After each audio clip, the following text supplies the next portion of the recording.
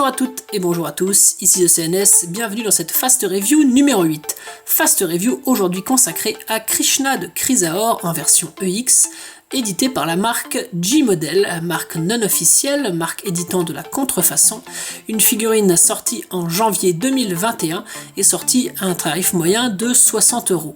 C'est donc la première fois que je vais chroniquer et posséder par la même une figurine pirate de la marque G-Model. Ça va être l'occasion pour moi d'apprécier les qualités et les défauts de cette marque qui donc réalise la contrefaçon de la figurine de Krishna de Chrysaor sorti il y a un an par Bandai Spirits et dont vous pouvez retrouver une review longue sur la chaîne et que je vous invite à découvrir en lien de description. Vous avez donc vu le packaging ultra sommaire de la version G-Model, un simple carton noir dans lequel vous retrouvez un seul blister contenant les différentes pièces d'armure en métal, pas de totem, comme d'habitude il s'agit ici uniquement de la version personnage et tout le reste, corps du personnage, différents éléments comme les mains, l'anneau dorsal, etc. sont mis pêle-mêle en sachet.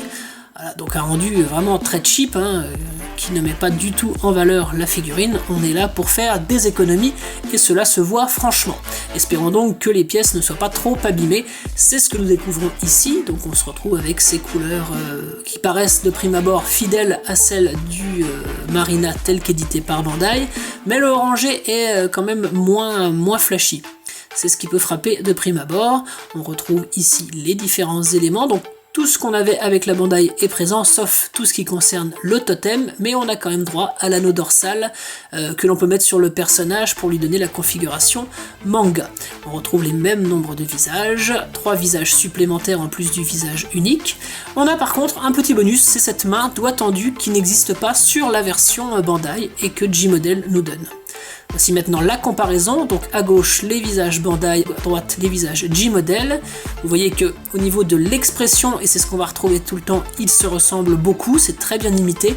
Par contre, tous les visages G-Model, au-delà de finition de plastique assez foireuse, disons-le, ont aussi une patine bizarre. Là, ça se voit particulièrement sur ce visage hurlant, ils brillent, ils ont comme un effet bizarre, comme de la clé, ils sont clairement moins bien finis. Au niveau des mains, la sculpture est bonne et c'est plutôt bien peint. Par contre, on s'aperçoit aussi que l'orangé est clairement moins péchu, mais ce qui est relativement raccord à la teinte de l'armure telle que G-Model l'a adoptée, à différence de celle de Bandai. On voit l'anneau dorsal, pareil, plutôt bien imité. Si on regarde bien, on s'apercevra qu'il y a pas mal de traces de grappe sur les éléments de flamme et que les flammes sont d'une couleur moins orangée. Maintenant, je vous montre tout de suite le gros défaut de mon exemplaire, c'est l'attache de la tête qui est un énorme défaut. Il est impossible d'enfoncer les visages avec. Alors heureusement, il y a une solution, visiblement déjà prévue par G-Model, c'est cette pièce jaune qui est une attache, qui est ajoutée dans la boîte et dont on se demande à quoi elle sert de prime abord. Et en fait, avec cette attache jaune, vous pourrez mettre le visage, donc c'est celle-ci qu'il faut utiliser et non la noire prévue initialement, et là vous pourrez réaliser le visage, et puis une fois qu'il y a les cheveux et le cou, on ne remarque pas qu'elle n'est pas de la bonne couleur. Voici maintenant donc le rendu du personnage, donc plutôt beau, très ressemblant au Bandai, on note par contre beaucoup plus de traces de grappe un peu partout sur le plastique, mais la plupart seront camouflés par l'armure, donc en soi ce n'est pas un défaut trop majeur. Et puis à nouveau, si vous voulez un produit de qualité, il faut plutôt prendre le Bandai, il ne faut pas aller vers de la contrefaçon, c'est une certitude. On voit que la chevelure est bien imitée, on retrouve vraiment le personnage et ce visage neutre qu'on peut apprécier ici est vraiment une très belle reproduction pour le coup de celui du Bandai. On va tester maintenant la rigidité du corps, alors qui est excellente. Voilà, la figurine est très rigide et pas trop rigide à l'excès. On arrive à bien déplacer tous les éléments, les bras, les jambes, tout tient bien, tout est très rigide, plus qu'une Bandai, plus que le corps de l'officiel. Et les pieds sont pour le coup à peine trop rigides, chose qu'on rencontre souvent avec les pirates, mais rien non plus de rédhibitoire. Donc pour le coup, un bon travail. Vous voyez que le grand écart est difficile, et ça c'est vraiment quelque chose de très positif. Donc bref, très satisfait de ce corps, quelque chose de bien. Maintenant, j'ai tenté de mettre l'armure G-Model sur le totem de la version Bandai, et c'est presque entièrement compatible à l'exclusion des épaules qui ne peuvent pas être mises, hein. Les attaches sont à peine trop petites et il faut forcer, et comme j'ai eu peur de les casser, je n'ai pas insisté, ainsi que l'embout de la lance que vous devez donc démonter en deux, et ben la deuxième partie en fait ne peut pas être mise sur la lance dans cette configuration là. Maintenant on passe à l'armure sur le personnage, pour un rendu qui, si vous n'avez pas la bandaille côte à côte, ce que l'on va voir tout à l'heure, vous donne l'illusion d'avoir le bandaille. Franchement, si vous ne regardez pas les petits défauts, comme les mains un peu trop claires par rapport au reste de l'armure, et si vous n'êtes pas à la recherche des nombreux, pour le coup, défauts de grappage, comme ça, dans un rendu un peu lointain, ça fait totalement illusion, c'est du beau boulot. Maintenant, voilà, vous voyez qu'il y a d'énormes traces de grappe sur la lance, sur les cache-mains. Là, j'attire votre attention sur le gros défaut de peinture que j'ai, moi, au niveau du corset et même de la ceinture. Donc voilà, des petits défauts comme ça, enfin des petits défauts, tout dépend de votre degré de perfection.